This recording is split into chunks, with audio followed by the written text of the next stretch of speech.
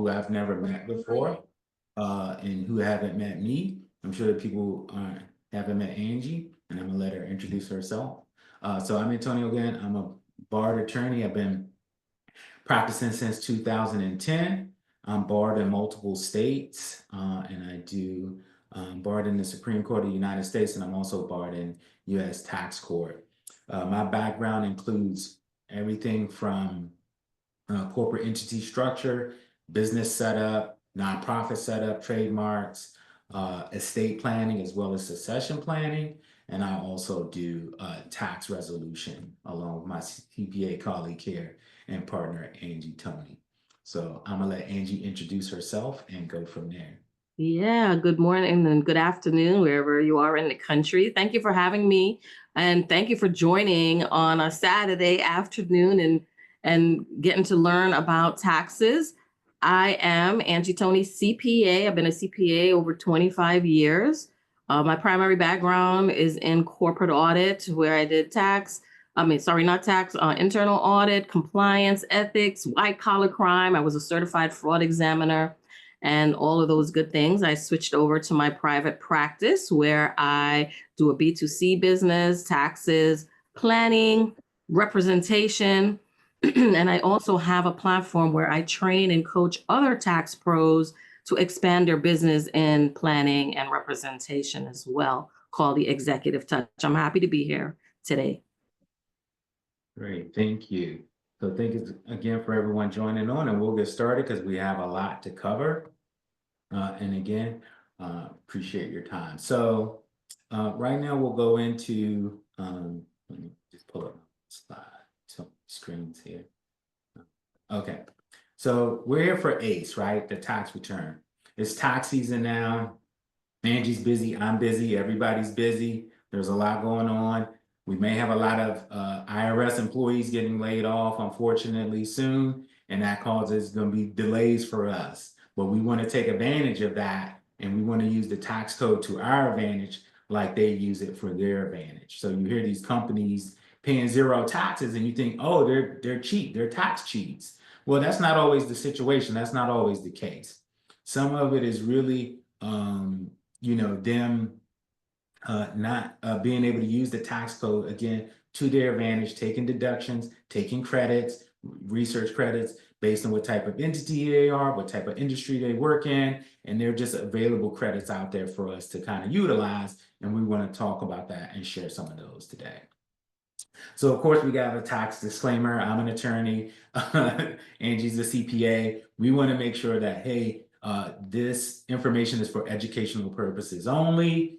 I'm an attorney, she's a CPA, but we're not your attorney or your CPA yet. We want to make sure in order to have a fiduciary relationship with us, you sign an engagement letter and move forward. So we just want to make sure that's clear.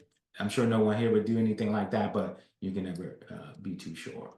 So next, so why are we paying overpaying Uncle Sam, right? We're giving him all this money. I think many people, when I talk to them, they're happy to get a tax refund, right? So, Angie, she does them and everybody's like, oh, I want a refund, I want a refund. But really, you should be balancing at zero, right? That's the ideal tax return. Or you're getting a refund because you're getting a credit, right? Maybe that's why you're getting a refund. But when you get a refund, basically, you've somewhat overpaid taxes throughout the year, and now they're giving money back to you. This money could have been used for your retirement. It could be used for other things, childcare or whatever it may have been, but you've given that money to the U.S. government and they've utilized it. And they're not paying you any interest back when they give the money back in a refund, right? So, why are we overpaying? Not tracking deductions. This is a big thing we're going to talk about today. As you're leaving money on the table, not planning for the tax year round. I think I have a lot of entrepreneurs who come to me on April 14th and are like, what can I do, right? I mean, now I finally looked at my QuickBooks and, Angie, you can jump in. Like now they're scrambling like, okay, what do I do now? I got this huge tax liability and now I'm stuck and I can't pay it in one day.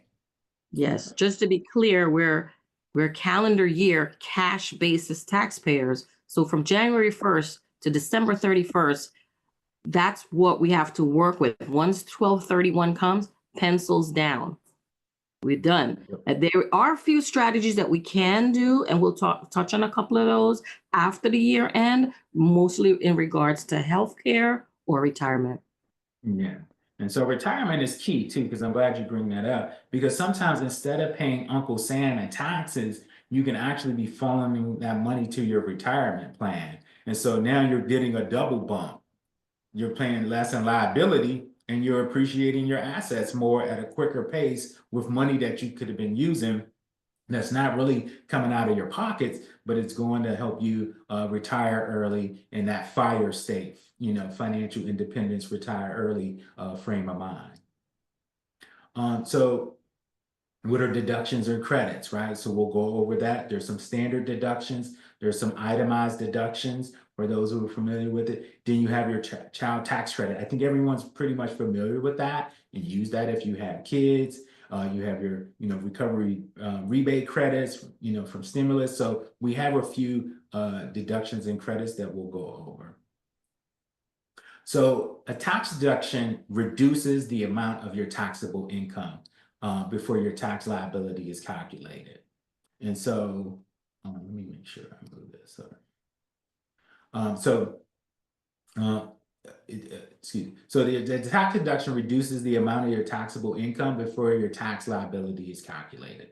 So what this does is, as you can see from my example, I made 60,000 in 2024, and I claim a $10,000 deduction. So now my taxable income becomes 50,000, and so now I'm paying tax on that 50,000.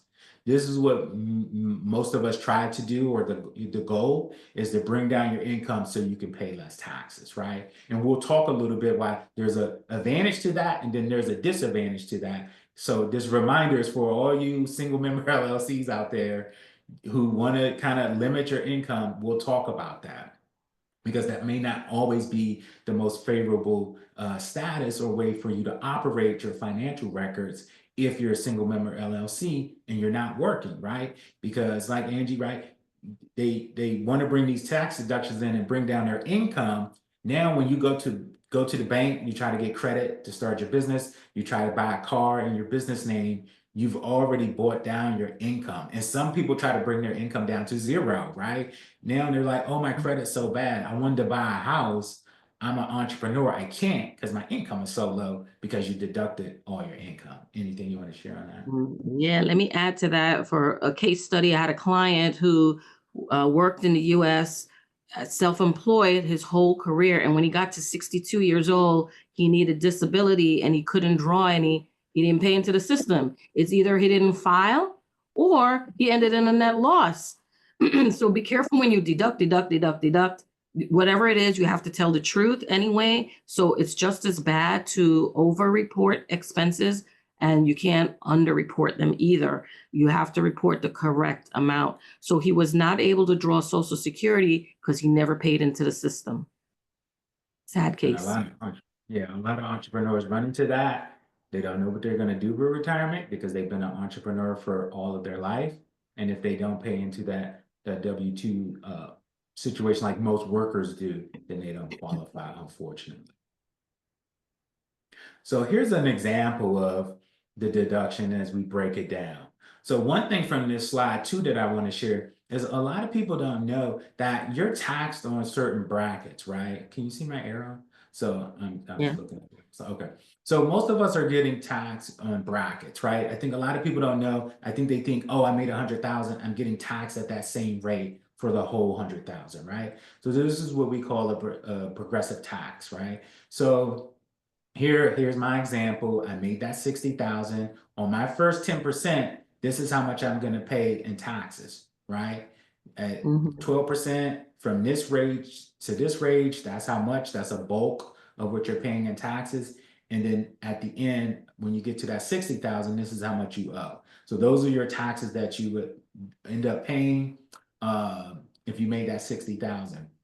Now we go over here and we take the deductions, and it's pretty much the same until you get to that last 22% of the deductions, right? Now you're Mhm. saving about that $2,000, right? And you can see here that the total tax amount after deductions is much less. So you can see the deductions do help you. They help you with your tax liability and everything. One key thing is, even in this example, I bumped this up to 100,000, and the deduction saving was about the same. So even if I made this 100,000 of taxable income, the example pretty much stays the same. You pay a little bit more, of course, based on the percentages, but at the end, you pretty only still save about $2,200. So the deductions that whatever that you use are going to kind of go hand in hand in what you made. And just to be clear, on the bracket, the largest dollar fell into the 22%. So you would say this 22%. person is in a 22% tax bracket. Okay, so now we have a tax credit. And so the tax credit provides a dollar for dollar reduction, which is a huge benefit. And so in this case, if you earn the 60,000 in income and you claim the $10,000 credit, your taxable income stays at that 60,000, right? So your tax return looks a lot better. You're still showing income. It's still working out for you. And then the credit directly reduces the amount of tax you owe.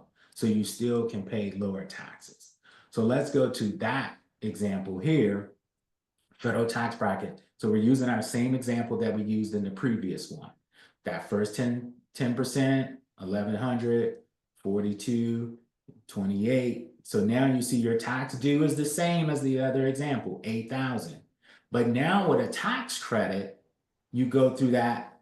Now you, instead of owing 8,200, if you had a $10,000 tax credit, your tax due is zero, right? Where the other example, you owe 6,600, you still owe 6,000 in taxes. Here with the tax credit, your what you owe is zero.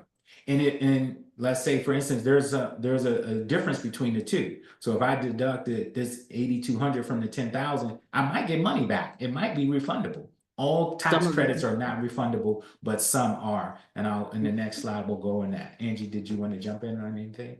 No, that's great. That's great. Okay, okay. So here's a little bit of example of refundable versus non-refundable tax credits.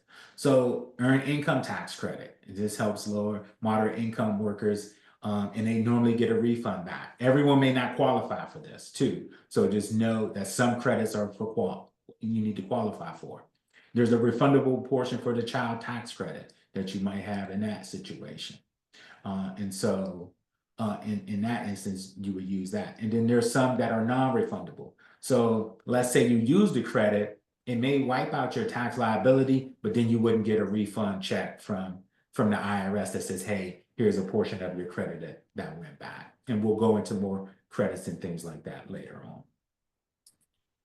And mind you, we're talking income tax. So Income for tax. people with self-employment tax and may have a profit, you may still be subject to payroll taxes, right? I had a client who argued, oh, I had a net operating loss on my business, but why am I still paying? Well, honey, you took out early withdrawal from your retirement account and now you have a penalty. So certain things, certain deductions, certain credits won't reduce that. You still have to pay that.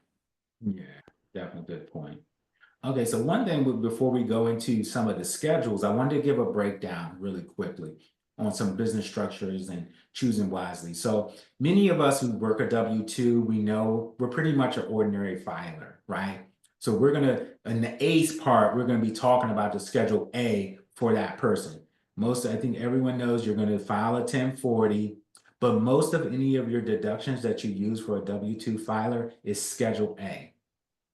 And they're able to use the standard tax deduction, but you get taxed most heavily because most people they don't have enough deductions to go over the standard deduction. And we'll show that later on. LLC, normally you're going to have a Schedule C for this. You can also be a sole proprietor, but I don't want to confuse everyone. But most of the time as a single member LLC, you're going to be using a Schedule C. Maybe you have a rental property or something like that, and you may be using a Schedule E, and that's the C and the E of our examples, and we'll talk about that a little bit later. S Corp is a tax classification. It's not totally a business structure, but I wanted to include it in here because so many of my clients come, what are you? or, what type of entity are you? I'm a S corp. I'm a S corp. So please, Mhm. please, please, you cannot be statutorily with the state an S corp. The S corp is an IRS tax classification that you can use to help you save on self-employment taxes. So remember that. And then you have your C corporation, which some of us would use. That's a totally different schedule. That's totally different tax return that you would do. Two separate tax returns actually for the both of these. So we won't go through that during the ACE exercise. But I wanted to bring it up so you can kind of understand, what you were having with these entities and the schedules that are related to them. Yes, and I may even like touch on it a little bit as far as strategy is concerned. I know we have a couple of questions. I just want to acknowledge that a couple of questions came in, Oh, and okay. yes, we'll talk about the retirement and disability for self-employed people. Okay. All right, so some types of deductions, we talked a little bit earlier about your standard deduction. So the standard deduction for 2024 is 14,600. And basically, when you file your taxes, that's there. That's for you to take. As a W-2 employee, you're working your job, and Angie will show you in the slides when we go through those. You'll see that that's where I'm gonna put that on the line and go from there. Now, these itemized deductions, some can be on a Schedule A too, but some of these, if you're a single member LLC or a sole proprietor, have your own EIN number, you can have some of these itemized deductions where you break out the deductions based on certain expenses and things of that nature. Above the line deductions, you have those which kind of come before you kind of get your pay. So those are above the line. And then you have your other deductions that come later on: mortgage interest, charitable donations, medical expenses. Those you have later on. So I'm gonna stop talking and let Angie talk a little bit and get some shine in as we kind of go through some of these ordinary filing requirements and everything. Mhm. Yeah, thank you. So the reason I put this slide is just so for comparison to when you're filing a Schedule C. Most of us work when we work for someone else, an employer, we have to give them a W-4, which indicates to them how much they should withhold from our paychecks. And it's pretty simple, cut and dry. You make X dollars, you tell them your filing status, and boom, hopefully they're taking out enough and you fill out that form correctly, you should pretty much break even at the end of the year. Something is wrong if you're still owing a whole lot of taxes at the end of the year after this. We're not going to spend a lot of time on this because I want to make you extraordinary. Ordinary is, blah. It's for the basic. It's like how you start out in life. But if you really want to save taxes, tax codes favor business owners and investors. And that's where we were trying to get you today. Next one. So of course, we're in a voluntary compliance system. So a third year accounting student learns that tax evasion is illegal. And then the next sentence out of the professor's mouth is that tax avoidance is legal, where we sit up in our chair and like, oh, right, do tell. We want to know more about avoiding taxes. It sounds similar, evasion, avoidance, but avoidance is absolutely legal. That's using the tax codes in your favor, the loopholes as they are sometimes referred to take your rightful deductions and credits. It's a voluntary compliance system. So pretty much you can do anything you want. If you know before the Tax Cuts and Jobs Act, people were putting 99 exemptions on a W-4. You can do that. Hey, if you don't want Yeah. to, and when you file, you can put whatever you want. But guess what? This is a contract on the penalties of perjury. So we're not going to encourage that, right? We're going to tell you you don't have to do that to save on taxes, but it definitely is voluntary compliance. And if you're selected for audit, different story. Burden of proof comes on you. And we'll touch on that later. Burden of proof, right? So we're going to give you homework because what's the point in taking this, listen to a lot of theory and not putting anything into practice? So you're going to take your 2023 return. If you have filed it, which you should have, if you have not filed a 2023 return, you are now out of compliance. So we need you to get that done. So review your 2023 tax return. And if you don't have that one, 2022, see where your money came from. What did you report? What deductions did you take? I need you to understand this tax return, because especially self-employed people, you need to understand what you're filing, what your practitioner is doing, because if you don't understand, you're signing things that could get you into trouble. Okay. Well, find out, why did you get a refund? Did you owe? Know your AGI, your adjusted gross income, that identifies you to the IRS.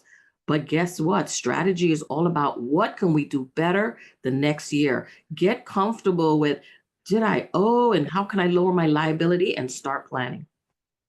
Good job. Good tip.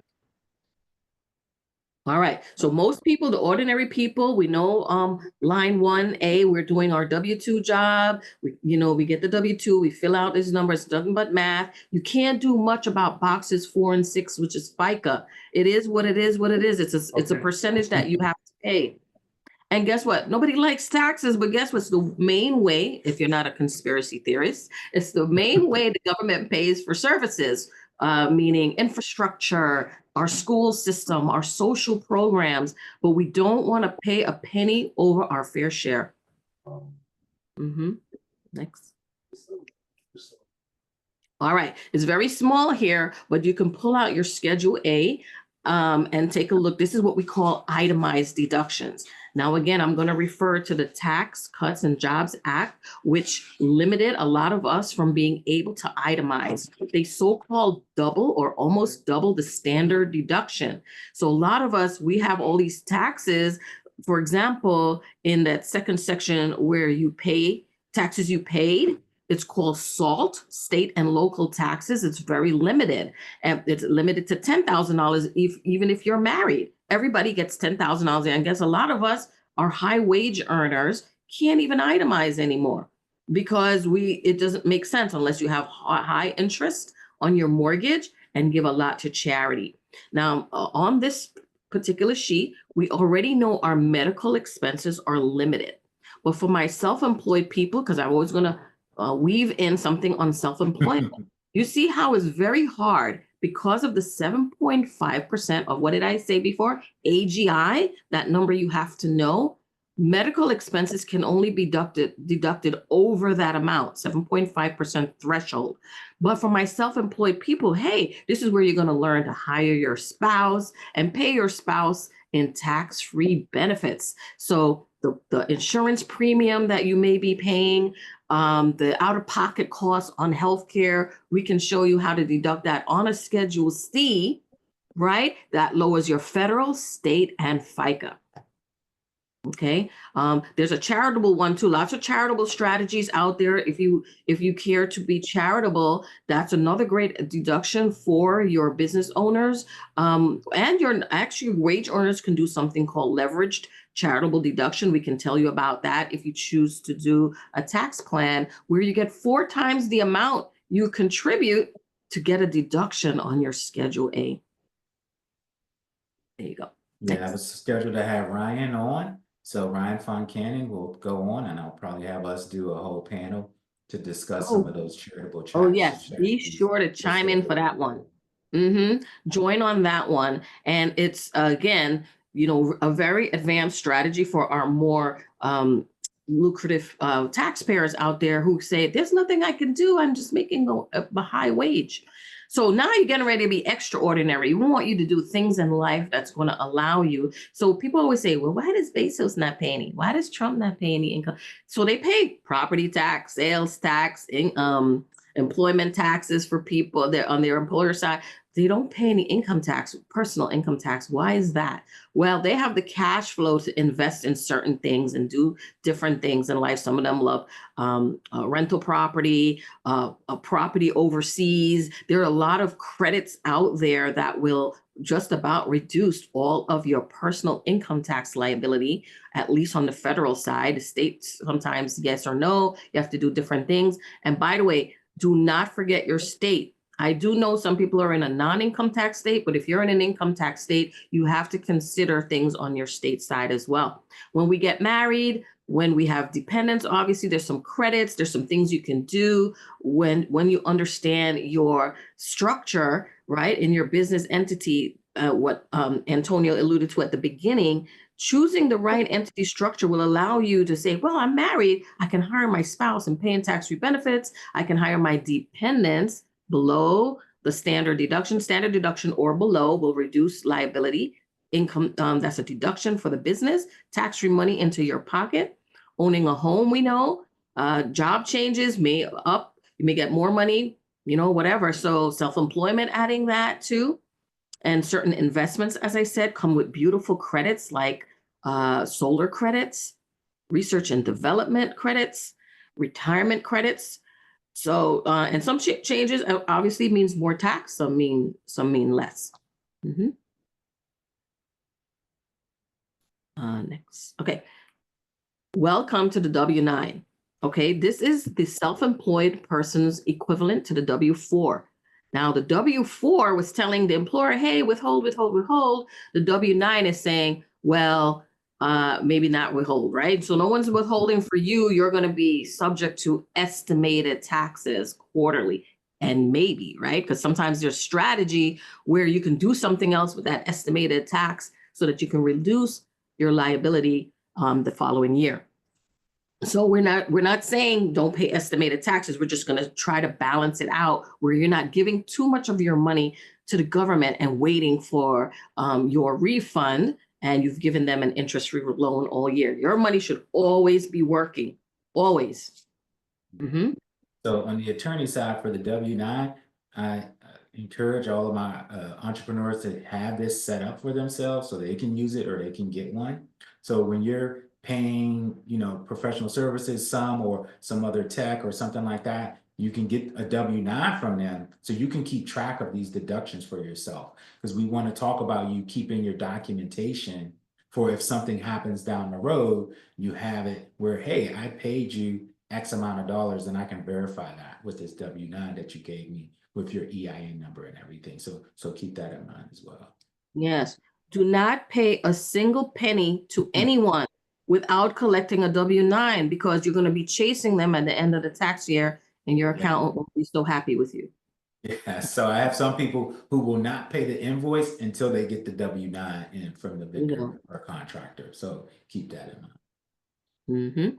So we're going to talk about the Schedule C a little bit more in detail of some of the things, because we're going to touch on the disability a little bit and the retirement. Yeah, the W-9 was a game changer. Yes, absolutely. So entrepreneurship, small business owner, single member LLCs, you're a Schedule C filer, right? Those are all equivalent.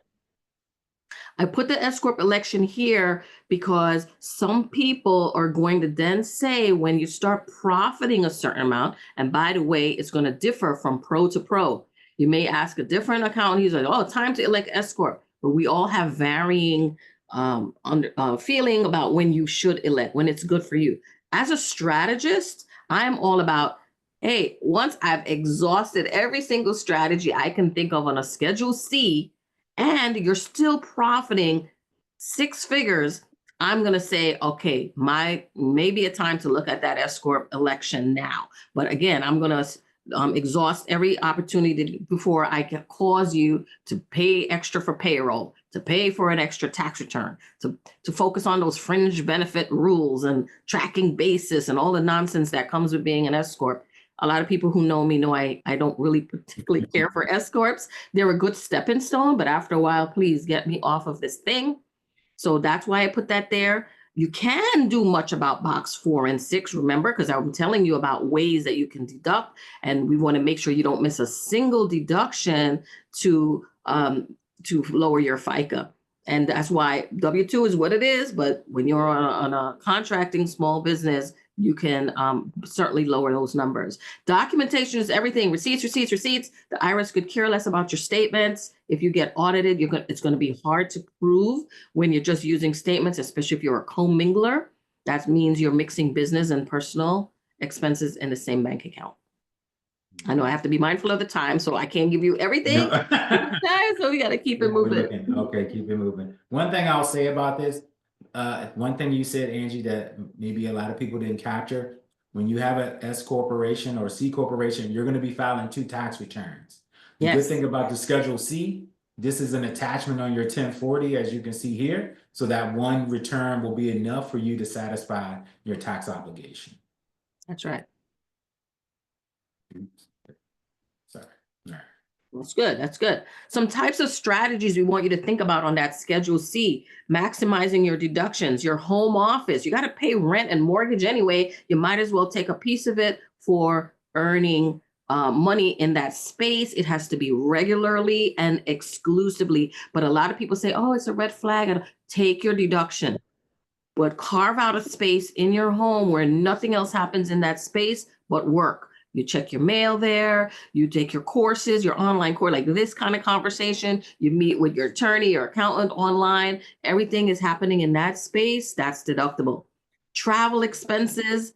Listen, make it business related. Let the business drive wherever you go. If you're going to buy rental property, buy it in a place you like to travel. Now the trip just becomes deductible. Things like that. You're going to be strategic. Hiring your children, HRAs, the Section 105 health reimbursement arrangement. Okay. Starting a business, right? Tax codes favor business owners, choosing the right entity. There's no right or wrong, which is why people get stuck on, should I be an LLC? Should I be this?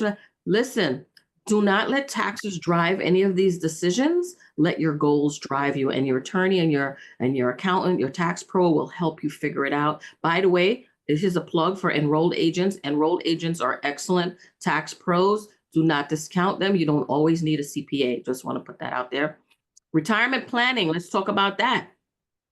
So here's some methods.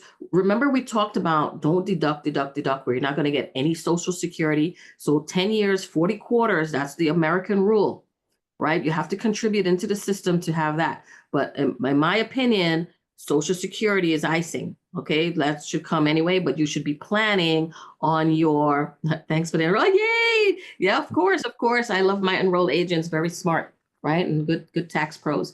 So on the retirement side, you can, if your business is, going okay, and you have the cash, there's solo 401k. By the way, IRS has a publication. Ooh, it slips my mind right now, but you can look at a chart to say which, and talk to your advisor. You should have a financial advisor to tell you, hey, I'm a solopreneur. I work by myself. Maybe solo 401k is good for you. Maybe a SEP IRA is something that's better. Depends on the dollar amount, what you're trying to achieve. Hey, there's a LIRP, life insurance retirement plan. You can have life insurance be multifaceted. So you don't say, don't discount things, right? So you gotta, we have a note here that Antonia did a whole class specifically on SEP IRAs. You gotta check these things out. The only way you're gonna know what's good for you is by educating yourself and coming to these programs. So in retirement, again, there's a lot of products, life insurance products, IRA products, variable products, a lot of things you can do as far as where you put your money. So here's a great chart. I want you to, if you walk away with nothing else but this from this presentation, you got to look at where's your money going. Tax now is liquid money. It's sitting in the bank. It's not growing tax-free. Do we need it? Yes, because you got to pay your rent. You got to pay your utilities. You got things that you have to do on a day-to-day, and you don't want to break long-term savings to do that. So you have to have some money sitting in the bank and mutual funds or whatever. They're at least growing for your emergency, and you can access it relatively quickly by settling your stock or whatever. But you're going to get taxed if you leave a lot of money in there. 1099 INT, 1099 DIVs, and those are at ordinary income tax rates generally, right? Tax later is that they taught us, in the olden days, they used to give you a pension and say a defined benefit plan and say, hey, if you work for me X number of years, when you retire, I'm going to give you $1 million. Employers quickly found how expensive that became, especially with the baby boomer. So they got rid of that, and they did the defined contribution plan, the 401ks and stuff, and everybody's doing it pre-tax. So when they get to retirement, it's like, oh my God, every year, and for my tax pros out there, people come in with their 1099-R at ridiculous tax rates because they're still in a six-figure tax bracket, empty nesters, fewer deductions, and they're paying a lot of tax. So we don't want everything socked away to the future. That's where tax advantage come in. Your HSAs, your life insurance, fixed plans, your Roths. These are money that's either already taxed or never taxed. Everyone who's healthy should max out that HSA every single year. It's money that is never taxed. Okay, so I want you to focus on that. If you have a family, when you reach 55, you get 1,000 catch up. Those are great deductions. You can still do it up to April 15th. So you have time to take advantage of some of these tax advantaged products. Okay. Hopefully that gives you at least an idea. You want to balance between these three buckets. Keep us going. Yeah, thank you. So for the comment in the post, I did do a class on this, and the recording I think is in the chat if you want to go back and see it on YouTube. But we discussed the difference between a SEP IRA and a solo 401k, where you're able to put this amount of money away, and you could put it's tax deferred, tax deductible in some cases. And so again, you're taking money that instead of paying Uncle Sam these funds to them, this money is now going into build your retirement and get you going. You have your Roth strategies there that Angie talked about, and your employer contributions that you can jump into as well. So please go and watch my video on the self-employed pension is what it is, simple IRA, solo 401k, and it could make a huge difference in your profits and in your retirement. Yes, that's SEP IRA. You have until, even if you file an extension, you Yes. have until the extension deadline to get that in. So you might be like, oh my God, $69,000, but maybe you have that much tax due. Put it in your, it doesn't mean it's not a dollar for dollar reduction, right? This is a deduction, not a credit. So just know that it'll shove down your taxable income. You definitely will pay less tax, but you know that maybe that combined with other things will lower your liability. We can skip that one. So let's touch a little bit on our Schedule E people. If we have rental property, could we meet the qualifications of being a real estate professional? The IRS has specific definition for that, the number of hours you work and maintain your property. Are you the one screening the tenants? Are you doing the bookkeeping? Are you visiting the property? This is a great place for children to employ children to work, or, you know, if they're going to help you stage a property that you're going to flip or whatever. Those are things that children can do. They can be on a model on your website. You know, there are things that out there that your children can do. I know people are like, hey, how do I hire my children? What age? Listen, every state is different. So you want to follow the state's labor laws. You don't want to break any, they're not, as long as they're not mining for coal at midnight or something, you know, or taking them out of school to do the hard labor, you should be okay. But you need to really look at your state law on hiring your children. Self-directed IRAs, anything can go in an IRA basically that makes money, but you don't want to mess with it yourself. Get a professional to help you. Hiring family members not in a corporation. Ideally, when they're under the age of 18, you want to hire them on your Schedule C business, or if both parents own a partnership, because then you will maximize the savings. It's not to say you can't hire them in a corporation, because once they turn 18, hire them in your corporation, they'll just have to pay FICA, right? And once you're 18, you have to pay FICA. Hey, oh no. Hey, Kev, I'm sorry, my battery is low. So once you're in the, oh no. Hello? Did we lose you? All right, so I'm gonna go through these slides without Angie. So what she was discussing was the benefits of the Schedule E and being able to take these deductions and putting them on your Schedule E. We have a whole Schedule E section that she was planning to go through. Cash is still king, which she was going to discuss. And here, your rental properties are where you're going to be on your Schedule E. So even if you're a single member LLC and you have your own rental properties, they'll go on a Schedule E as opposed to putting that data and documentation on Schedule C, and you'll update it from there. Again, some of the things, documentation, receipts, we'll keep harping on that. It's one of the rules that you'll always want to follow when you're doing some of your tax planning and things of that nature. So the good thing is she gave us a little clue, right? Even for me, I probably can do this on my own, but here's some tax strategies for Schedule C taxpayers, right? So as you can see here, strategy 1, deduct your health insurance premiums with a Section 105 plan. And of course, I'm not Angie, so she would go way more into detail about this, but as you can see, she kind of highlighted some of the expenses here on which you can use. Strategy number two, employ your child, what we were talking about. Hire your child, kids to do work in your LLC or sole proprietorship, and you can get money into their pocket too. You can get money into their pocket now by paying them, and you can also use that money to start a Roth IRA for them, right? I do a lot of estate planning, so a part of my job is helping my clients with their estate planning to kind of start preparing their kids for either retirement or savings and everything. And they're doing this with their business strategies from their Schedule C. So when you pay your kids, you can also too take funding. Oh, this one is hard to read.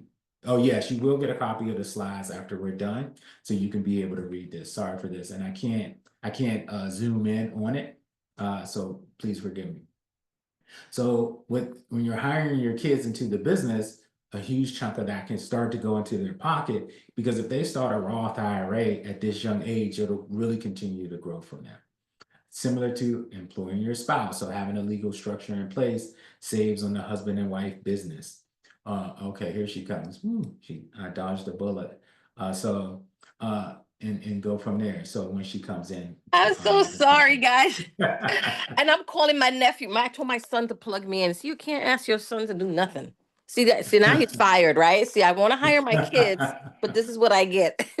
Okay, so let me catch you up. So we jumped onto the stack tax strategies for Okay, Schedule C taxpayers. A little hard for them to read, so I'm talking through it.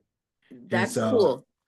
So my hope is that you guys could just Google Schedule C, and then because I was going to share my screen and actually show you the Schedule C, oh, but I just okay. want to make sure I address the question of the young lady who asked about disability.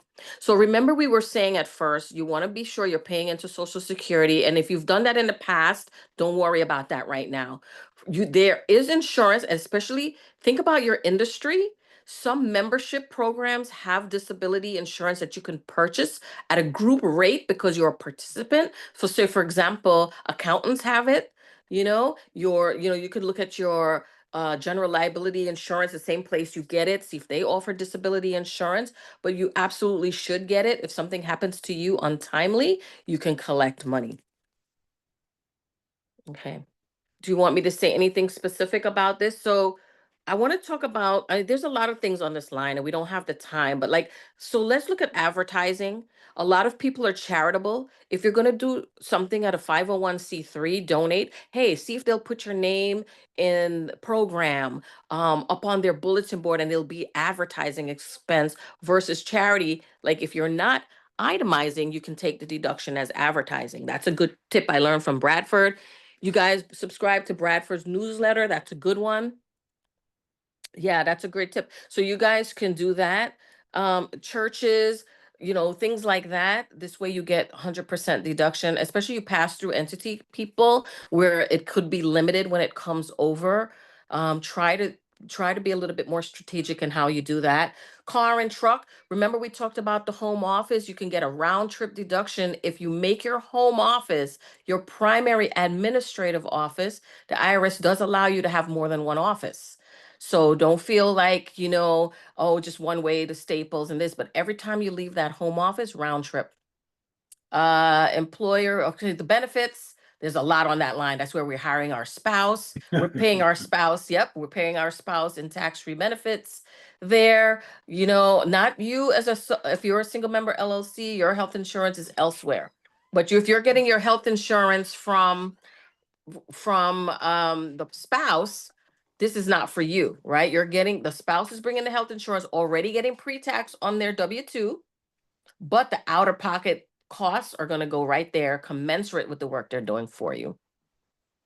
What else do you want me to? So hiring your children, don't pay them 1099 people, W-2, W-2, right? That's how you maximize the strategy. Travel. Hey, I'm going to have my annual share. If you're a single member LLC, you should still be doing board of advisor meetings. Okay, just so you know. And have it in Australia while you're at it. And then part of it will be Yeah. deductible. Yeah, let me I'm jump in just on saying. that too. Mm. When you're doing some of these tax deductions and tips, I would definitely focus on doing your meeting minutes for your company, right? You want to catalog and you want your company to somewhat have a vision on, hey, we're traveling, we're having a board meeting overseas, right? This Mhm. all is a part of your documentation.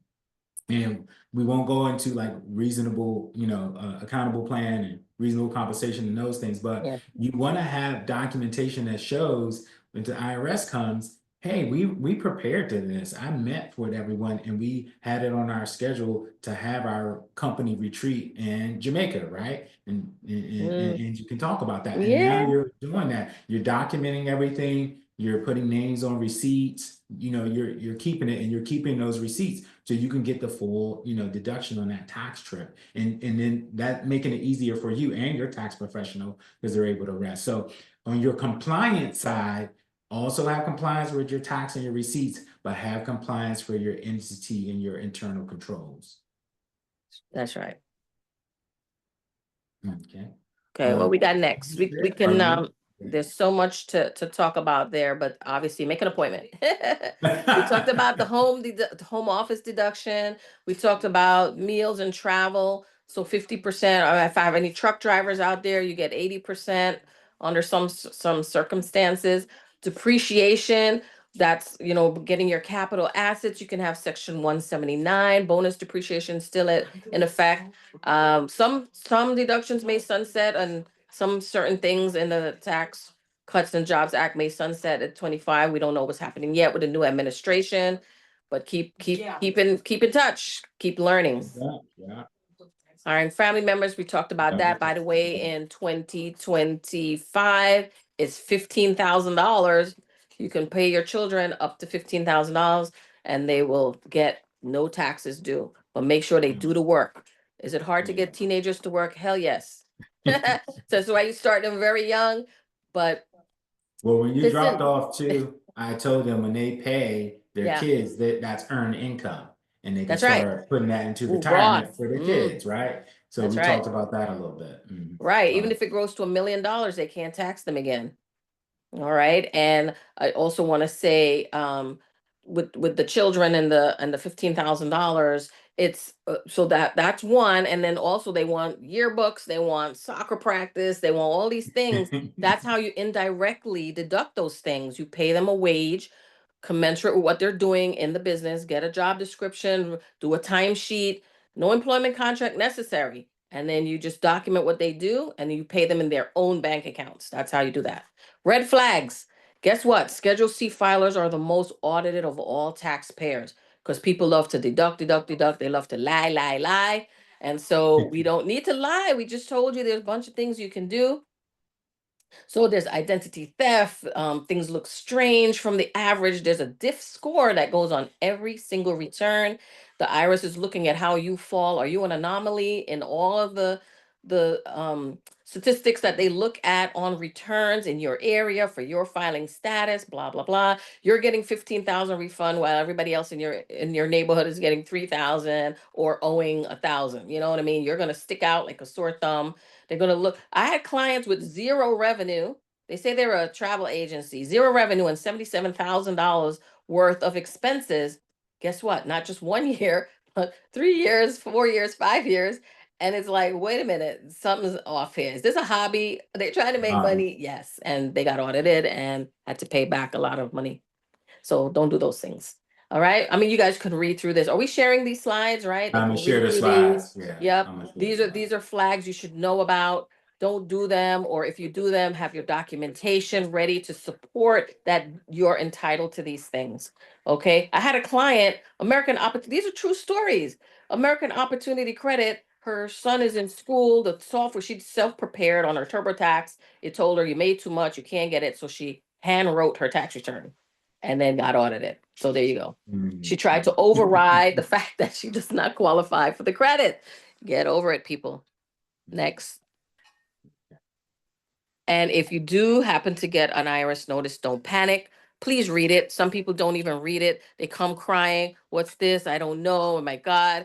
And I'm like, well, what does it say? Oh, I don't know. So please read it and follow the instructions. Don't panic. Don't ignore it. Don't try to respond yourself. Get all this. Always get purchase audit protection. If you're self-preparing, don't delay and don't blame your preparer, please. It could be the information you gave was incorrect. And so let's just, talk it out and see what it is before you panic. We talked about receipts. Mm-hmm. Keep those receipts, QuickBooks, keep your records for your last 3 years, separate business and personal expenses. One thing too with the audits that I found is that when you commingle your business assets with your personal assets, it becomes a huge issue with the IRS. They don't know what is what, and it can really complicate your examination if it comes to that, and it can make it difficult for you and your tax professional too.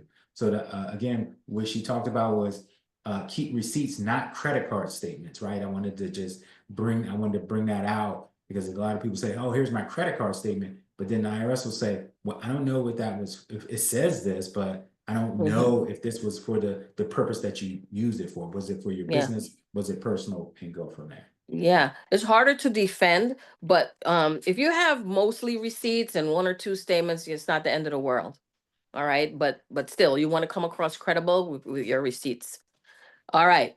The Schedule E is small, but you can Google your Schedule E or go on your tax return if you have rental property or if you have supplemental income coming from a pass-through entity such as a partnership or a S corporation. It's going to be on page 2.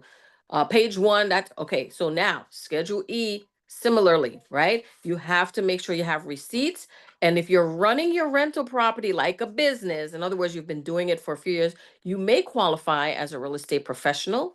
There are certain qualifications to make sure you have the time that you put in and can prove the time that you put into the rental property so you can get your full deduction. If you notice the 3 columns at the bottom, those expenses are similar to a Schedule C. So you get certain things you can deduct. You cannot write off the mortgage, please. I see it every year. Somebody's writing off the mortgage. You cannot do that. You can write off the interest, the taxes, but you have to depreciate the purchase price of the property. Okay, and that's a whole other thing. So make sure you understand what you're doing there, to not take it wrong. True story. I have a client who took her 1098 from her mortgage and she deducted she deduct she deducts the mortgage too, by the way, on Schedule A, Schedule C, and Schedule E. So she really literally aced her return and got audited. Okay, because she felt, okay, it's a personal expense. She felt I have a home office, I use it for my business, and she also felt her boyfriend living there is renting. So there you go. And that was her reasoning, and she certainly got audited and had to pay back a lot of money. There you go. So most of the time too, I'll jump in on the Schedule E for the rental property owners, getting their limited liability company set up and then doing a Schedule E to kind of do this.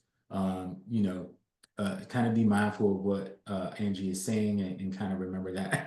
Angie, you're turning around. And so when you get your entity set up and you can do this, right? You can go and take these deductions on that rental property. The LLC can own it, the trust can own it, and you can still use these Oh, let me jump in on that multi-member LLC. If you and your spouse, you and your sister, you and your cousin, 3 friends, and you all decide to do a rental property together, it is not necessarily or automatically considered a partnership, guys. It could just be for asset protection.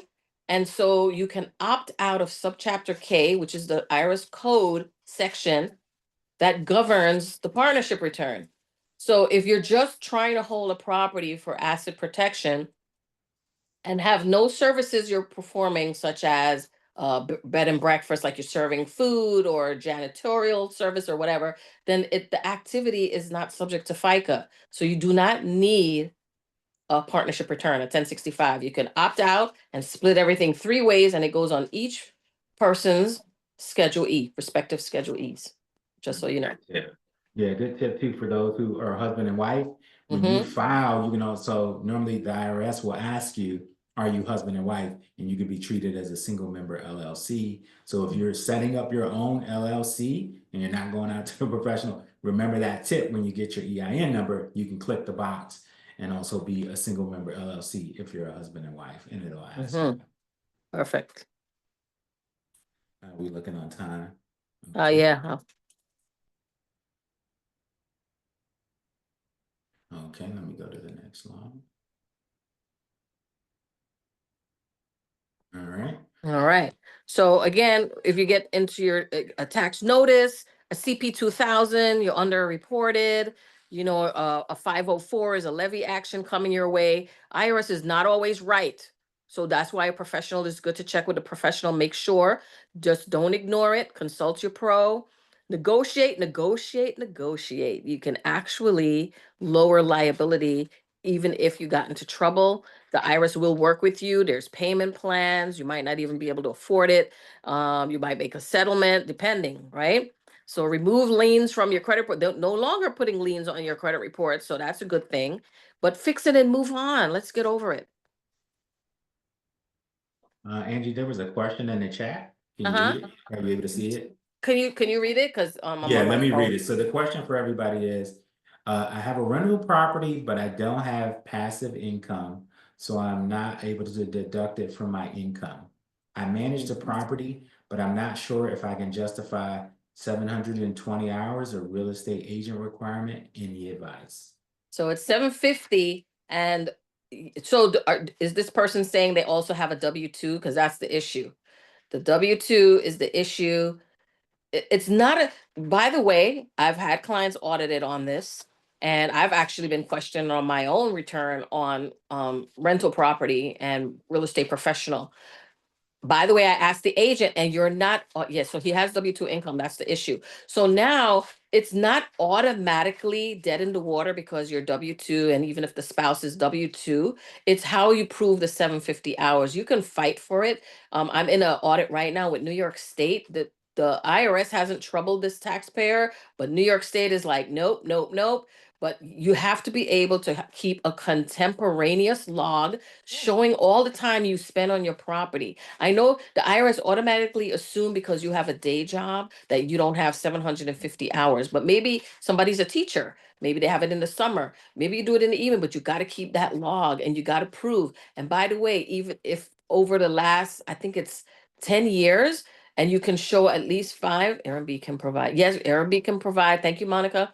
So you can, over the 10 years, show that, listen, I've been doing a rental property for a long time. It's practically a business. I'm gonna tell you what my attorney told me before Antonio, but they told me to create a C corporation, which is my management company, and then we're also going to flip. So now you're starting to put the pieces in place to look like a real business. All of these things add to credibility, but I get you on that passive activity. There are other things too, by the way. I would have to look at your specific circumstance to see what else you can do to become a real estate professional and release all that passive activity.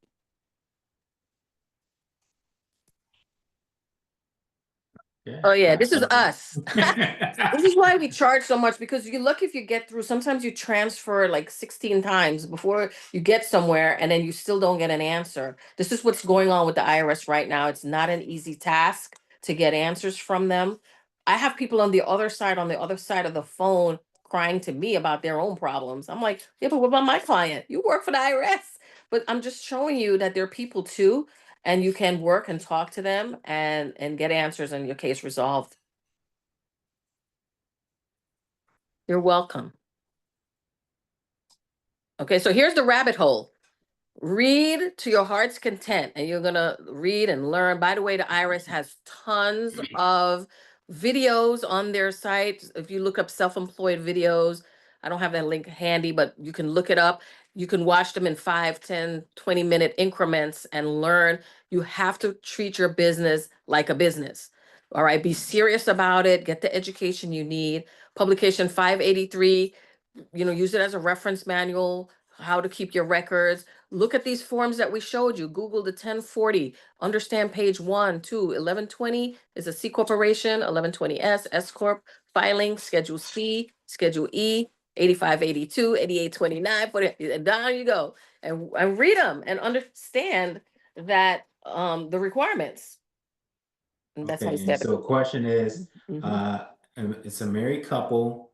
Oh, if married couples can do single member, what is the benefit to a 1065 tax return? For married people, there's no benefit. So first of all, it depends on your state, right? So community property states can do, if you're providing a service, can do the Schedule C, like a joint venture. But if you are if you decide to do an LLC and you're in a non-community property state, you cannot do that joint venture. The state is working against you there. However, you can opt out of the schedule, the The part. 1065. The benefit to the 1060. So if I were, first of all, I probably hate partnerships almost as much as I hate S corps for a lot of different reasons. But from a standpoint of, when I have a husband and wife, the first thing I tell them, it's almost always best for one to report to the other and not be a partnership. You're going to overpay FICA because remember, I told you, you can pay one of them in tax-free benefits. So you're already paying too much tax. You're paying for an extra tax return. There's rules, tracking basis, allocation stuff. There's a bunch of things going on with that partnership that I don't think is great for married couple. I don't think that's the best entity structure. Yeah, I think it's a lot easier too on the management side, just to do the Yep. single member LLC and do your Schedule C and work it that way. Because most of the time, if you're a married couple and you have one business, then someone else is going to get another business. And so you're going to have all these businesses that you're doing, you want to be doing partnership returns for them. If one spouse has a business and the other one does too, it just makes it a lot easier on the legal side as well. So. You're welcome, but there's a lot of ego. If there's ego in the family and both wants to be the owner, then so be it. That's the only thing that I could see. Hmm. Oh, Okay, oh, it's the repeating the homework. homework. Yeah, go do the homework, guys. You will learn so much from your own tax returns. Yeah, so the homework is here. You can do that. I know we're getting at the top of the hour, a little bit over. I saved a little bit of time in there. So any other questions that we have? And then here's our contact information, my email address and Angie's, my office number, hers, and our email, our websites, I'm sorry, that you can reach out to. So, Perfect. all right. So I don't see any other questions. And oh, when can you opt out? The very Oh, first return. So that's a great question because I've had partnerships come to me when it's just husband and wife and they've been filing for 2 3 years. You If you've been doing that, then you may already be in it, and you have to speak to an attorney on how to end that. Yeah, you may have to speak to an attorney on how to end that and start again, to opt out. But I'm going to tell you, I learned that from when because my husband and I, we own property, and we created a C corp according to what they told us to property manage, blah blah blah. And then so I asked him, okay, so now I'm confused. We have these properties and these LLCs, and he's like, no, you just put them on your Schedule E. You can opt out and so forth. And so that's how I went down that road, and I studied that part. And on the very first um year that you have these multi-member LLCs, you're going to either file the tax return and put a statement, I'm opting out of subchapter K. There's a whole sentence you can put. And or by the way, the IRS will understand, it's sort of understood that you chose to opt out. By the way, you can do that too.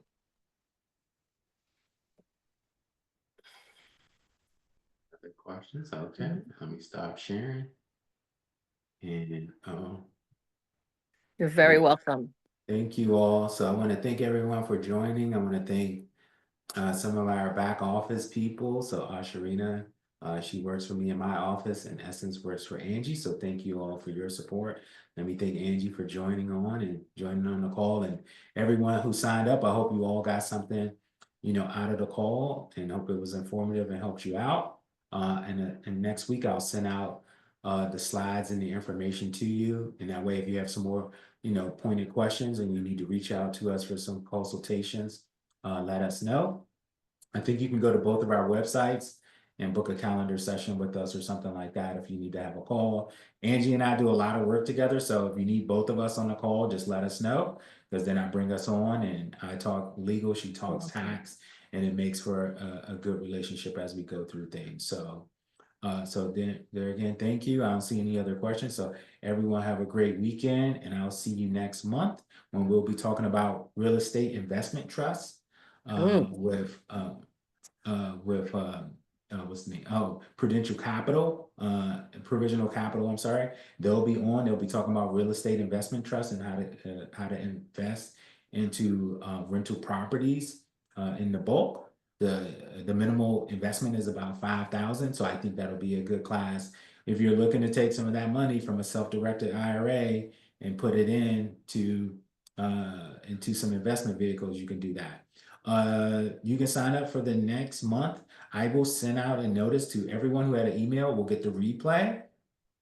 And then after the replay, you'll get another email with the registration for the next class and promo. You can share with whomever you like. The more the merrier, because it helps when you have a diversity of people on from different states and different ideas. We can talk about things. And a lot of people don't know about real estate investment trust. This company buys on a lower scale, and then they sell their allotment of real property to BlackRock and those other bigger private equity firms. And so we'll get a little bit of a snapshot on how that works. Also, we'll talk about ROBs, rollover based startups, right? That's another way to take money from your retirement and use it in a self-directed way to make investments outside of your traditional portfolio. And this is a way for you to expand and truly diversify your portfolio from maybe just mutual funds or something like that into a more broader investment vehicle. And get the best part of that, no tax, no No tax. penalty, and no penalty. Yeah. That's a way around that. Yeah, no tax, no penalty. Yep. So look for that next month, and every month on the third Saturday, we'll be looking to have a call. So thank you so much, everyone. I'll get the replay out to you soon, and have a great weekend from AMG Council. Bye.